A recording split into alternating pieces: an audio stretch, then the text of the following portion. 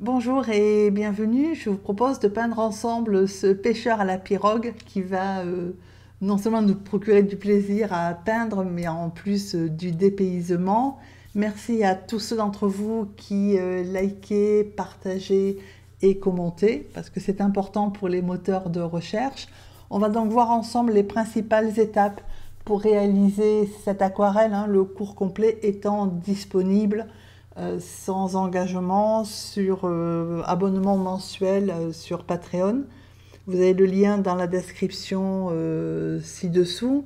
Alors, au niveau du matériel, j'ai utilisé deux bleus. Alors, du bleu Dumont, qui est une très ancienne couleur, qui est un bleu violet, un bleu nuit. Alors, c'est pas du bleu de cobalt, c'est du bleu d'outre-mer que j'ai mélangé pour éclaircir un petit peu le ciel. Du jaune auréolin, du pyrrole orange, donc c'est la seule couleur qui ne soit pas de Winsor & Newton, du rose de Garance et de la teinte neutre qui est un gris, en fait un gris fumé qui est transparent et qui a l'avantage, justement parce que je pense que ça vient de son nom, neutre, il peut se combiner, s'associer très bien avec d'autres couleurs et donc ne pas avoir cet aspect terne qu'on peut avoir quand on utilise du noir autrement. Alors c'est un grand format, 30 sur 40, c'est du papier coton, 100% coton. Donc moi j'utilise le Fontaine, Clairefontaine, parce qu'il a un bon rapport qualité-prix. Je vous conseille d'utiliser, si vous voulez vraiment travailler en mouillé, sur du papier qui est 100% coton, parce que c'est important. Votre feuille doit être fixée sur les quatre coins, donc soit avec du ruban de masquage, soit avec des agrafes, soit si vous faites comme moi avec un bloc pré-encollé, c'est-à-dire que c'est pré-encollé sur les quatre côtés, sinon ça va gondoler. Et au niveau des pinceaux, alors moi j'ai utilisé principalement des pinceaux ronds, un gros, un moyen et un fin, mais vous pouvez utiliser, d'ailleurs je l'ai utilisé très très peu, mais je l'ai quand même utilisé, un pinceau plat, et donc épaisseur, ce que vous avez entre 2 et 2,5 cm. Donc on va pouvoir commencer. La première chose à faire, c'est de délimiter la ligne d'horizon. Donc moi, je l'ai mis à peu près, enfin, c'est pas à peu près, c'est très précisément à 13 cm et demi. Alors, je ne l'ai pas mesuré, je l'ai fait visuellement. J'ai mesuré après pour pouvoir vous donner la hauteur. Donc, c'est 13 et demi sur une hauteur qui fait 30. Donc, c'est pas la moitié. C'est voilà. Donc, c'est ma ligne d'horizon. Par contre, je n'ai pas fait, donc là c'est quand je mesure, voilà, pour avoir mes 13, bon, parce que ça je sais qu'il y a 13 cm et demi. Je n'ai pas délimité ma ligne d'horizon, enfin je ne l'ai pas protégée avec du liquide de masquage ou du ruban de masquage. Je l'ai juste tracé. Et, alors après, si ça vous embête, il faut le faire en deux temps.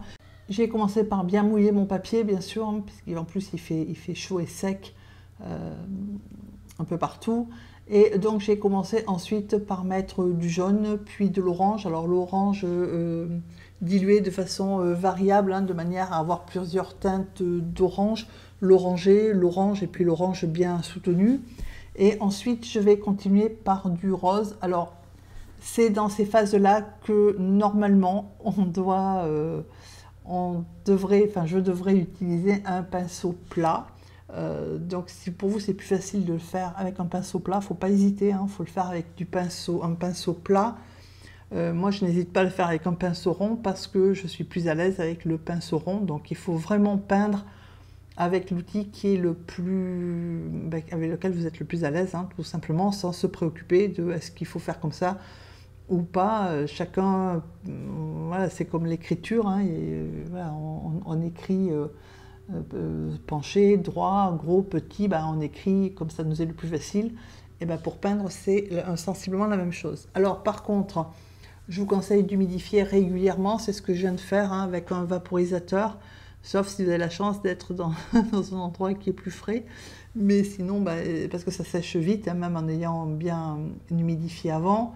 Et donc je fais en miroir, puisque ma ligne d'horizon, alors elle n'est pas complètement recouverte, là on a l'impression que si, mais en fait quand on l'a bien en face, la ligne d'horizon s'aperçoit toujours. On fait en miroir, c'est-à-dire que globalement, en gros, ce qu'on fait en haut, on le fait en bas. Alors en haut, on a l'impression qu'il y aura beaucoup d'eau orange. C'est pas le cas quand vous regardez l'aquarelle finie, parce qu'en fait, on aura les montagnes hein, qui passent par-dessus l'orange, qui vont atténuer un petit peu l'orange. Alors si vous mettez une couleur qui vous plaît pas, ou trop d'orange par exemple, comme c'est ce que j'ai fait, tant que c'est mouillé, vous estompez un peu en tamponnant avec le chiffon et vous remettez la couleur qui vous convient. Alors évidemment, ça marche sur des couleurs de la même gamme, c'est-à-dire orange et jaune par exemple, ou rose et orange. Ça marchera moins si vous y mettez du bleu, vous estompez le bleu, vous mettez du jaune après. Hein. D'abord ça fera du vert ou une couleur approchante, mais voilà, ça marche quand même. Ça marche pas non plus avec n'importe quelle couleur. Alors ensuite j'ajoute le bleu, donc là j'ai pris le pinceau plat parce que j'ai une feuille qui est grande. Hein, elle est 30 sur 40 et donc il fallait que je couvre de la distance quand même relativement vite parce qu'en plus il fait chaud. Du coup j'ai pris un pinceau plat, donc moi c'est du 2,5, hein, enfin c'est 2 cm et demi. Et donc je fais aller mon bleu, alors horizontalement en haut et puis ensuite en diagonale pour éviter d'avoir trop d'horizontalité. Et par contre, je vais faire pareil, la même chose en bas, hein, mais bien sûr, en bas, ce sera horizontal parce que l'eau, jusqu'à preuve du contraire, elle coule plutôt horizontalement. Donc voilà, après, on arrange son ciel comme on veut. Attention, quand vous touchez, vous avez votre pinceau avec du bleu, vous touchez du orange ou inversement, de rincer le pinceau avant de le remettre sur le papier parce que orange et bleu, ça va vous faire gris si vous mordez l'un sur l'autre. Voilà, donc après on arrange son ciel en mettant les couleurs qui vous plaisent, avec la forme qui vous plaît, en tenant compte du fait que tant que c'est mouillé, vous pouvez jouer sans problème avec. Donc voilà, donc là j'ai fait ma session de pinceau plat, je suis repassée au pinceau rond et donc voilà ce que ça donne une fois fini, enfin une fois le sec. J'ai ma feuille, donc là on voit bien, hein, enfin on distingue la ligne d'horizon, c'est là où d'ailleurs je mets mon pinceau. Quand c'est bien sec, donc l'avantage de la météo qu'on a actuellement, c'est qu'on n'attend pas longtemps pour que ce soit bien sec. Et donc j'ai pris ma teinte neutre et, et mon pinceau numéro 4. Et je vais tracer donc mes montagnes ou mes collines. Donc là c'est pareil, je n'ai pas protégé ma ligne d'horizon. Souvent, si vous me suivez depuis vous avez déjà vu d'autres vidéos, je mets un washi tape ou un ruban de masquage pour protéger la ligne d'horizon et puis ce qui permet de peindre horizontalement sans se poser de questions. Et ben là, j'étais dans une session où manifestement je me posais des questions et où donc en fait j'ai peint sans protéger, en faisant attention à peindre horizontalement. Voilà, donc après si ça vous gêne, il faut pas hésiter, hein, parce que moi je le fais sans problème. Enfin, je veux dire, c'est vraiment on peint pour soi, on peint pour se faire plaisir. Donc voilà, il y a des moments où on est plus ou moins fatigué, plus ou moins attentif, et où on se dit, je prends pas de risque, hein, je vais protéger ma ligne d'horizon, comme ça je sais que ce sera horizontal. Et puis il y a des moments où au contraire on a envie, là c'était plutôt le cas, j'avais envie de peindre librement, sans contrainte, enfin, ou avec le moins de contraintes possible, parce qu'il y en a quand même une qui s'appelle l'humidité et l'eau, et qu'il faut gérer, mais sinon voilà. Donc on peint son relief, comme on a envie de le peindre, en faisant attention de ne pas faire des éléments trop hauts et trop massifs, parce que ça va alourdir pour l'aquarelle. Et après on fait des petits oiseaux. Alors moi j'en ai fait 3. Voilà, en sachant que ceux qui sont dans le soleil, je les ai fait plus pâles, puisque j'ai considéré qu'ils étaient éclairés par le soleil. Alors je voulais en faire un plus haut et puis finalement j'ai renoncé. Voilà, donc on a donc notre relief qui est fait, c'est juste de la teinte neutre.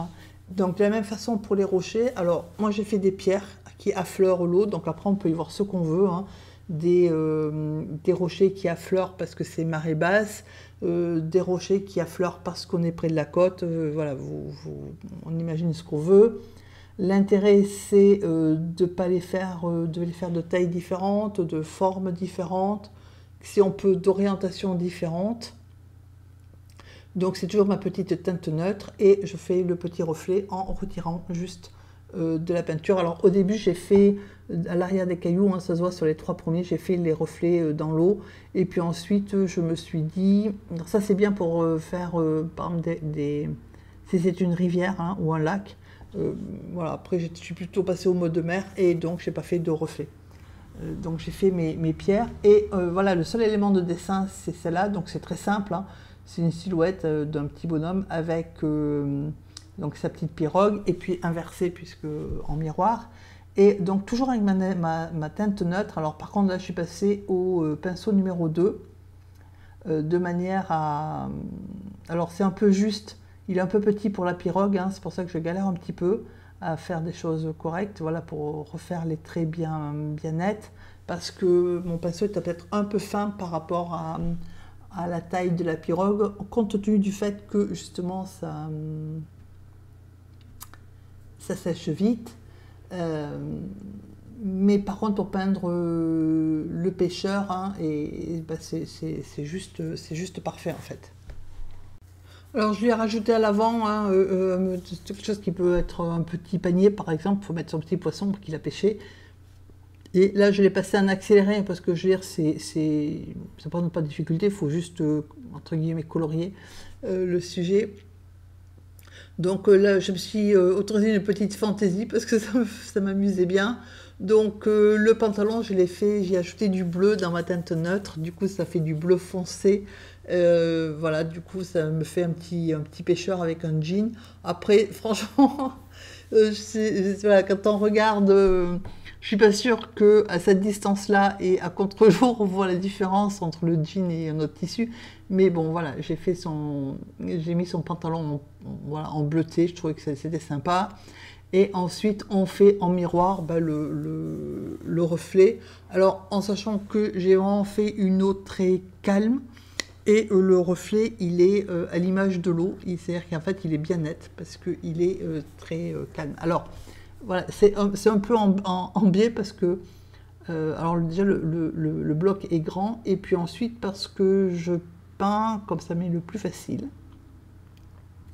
et que selon ce que je peins ou comment je peins, bah, c'est plus facile pour moi de mettre la feuille comme ça m'est le plus facile et donc c'est pour ça que des fois mon dessin, enfin mon aquarelle est un peu penché. Voilà. Donc c'est vraiment, donc là c'est un accéléré parce que ça présente aucune difficulté. La seule chose qu'il faut, sur laquelle on peut discuter, c'est l'intensité de votre teinte neutre. Est-ce que vous voulez vraiment très très foncé comme j'ai fait le bonhomme là, c'est-à-dire qu'il faut peu diluer ou plus dilué comme j'ai fait la pirogue de manière à ce que ça soit plus pâle. C'est la seule chose à discuter. Après au niveau de la tête du reflet, j'ai fait un petit peu moins net, hein, un peu plus espacé pour quand même montrer qu'on était dans l'eau et j'ai fait donc alors je pense que c'est une canne, une perche, enfin je ne sais pas trop ce que c'est. Et donc au pinceau, on peut le faire au feutre. Alors ensuite, j'ai fait les reflets, donc toujours avec la teinte neutre, donc j'ai laissé un petit espace hein, entre la côte et le reflet dans l'eau. Donc teinte neutre, j'ai pris le gros pinceau, j'ai pris le numéro 10. Alors j'ai fait des reflets qui sont très doux et très estompés. J'ai positionné ma ligne, donc j'ai vraiment pas essayé de refaire exactement ce qui était en haut, contrairement d'ailleurs au pêcheur. Et une fois que j'ai positionné là, j'ai passé mon pinceau propre et essoré sur le bas hein, de ce que je viens de faire, de manière à ce que ça diffuse, voilà, et que ça donne un aspect un peu plus flou. Et ensuite, j'ai fait la même chose en haut, sur la bande que j'ai laissée en orange, qui était non peinte, de manière à avoir une zone plus grise, enfin plus gris pâle en fait, hein, entre la côte et puis le début des reflets. Et ensuite j'ai raccordé en montant un petit peu les couleurs, hein, les valeurs, parce que c'était un petit peu trop clair au niveau de l'eau. Donc j'ai rajouté un petit peu de rose, un petit peu de bleu, et donc le bleu sur l'orange forcément ça donne un peu de gris. de manière à ce que ça soit plus... que le reflet soit moins sec, voilà. Et donc là, j'ai passé mon pinceau, donc juste humide, hein, sur ce que je venais de faire, et ce qui fait que ça noircit ou ça grise un petit peu l'orange, et que ça éclaire quand même un petit peu la zone, sans pour autant la laisser orange pure, quoi, hein. Voilà. Donc ça c'est puis et en fait on fait exactement pareil de l'autre côté. Alors ce qui est intéressant, ce qui nous facilite la vie, c'est que comme il y a le pêcheur au milieu avec et qui nous coupe en fait, hein, les reflets en deux, ça permet de gérer plus facilement les deux côtés, hein, parce qu'encore une fois il fait chaud. Et donc sur le côté droit, une fois qu'on a fait comme sur le côté gauche, une fois qu'on a fait ces reflets, on monte les valeurs, hein, c'est-à-dire qu'on rajoute de la peinture parce que autant le ciel, je le voulais plus clair de manière à ce qu'il apporte la lumière, autant l'eau est toujours plus sombre, même de jour, hein. Voilà, regardez la mer par rapport au ciel, la mer elle est rarement pâle, hein, c'est toujours plus sombre que le ciel, et encore plus au crépuscule. Du coup, j'ai monté en fait, hein, les valeurs et en raccordant, alors soit avec des couleurs, soit avec le pinceau comme là, juste humidifié de manière à ce que ça soit, tout soit intégré. Voilà, donc j'espère que vous allez vous amuser et vous régaler autant que je me suis régalée à peindre cette aquarelle. N'hésitez pas à poser des questions ou à demander des précisions si besoin. Je vous souhaite une agréable journée et je vous dis à très bientôt.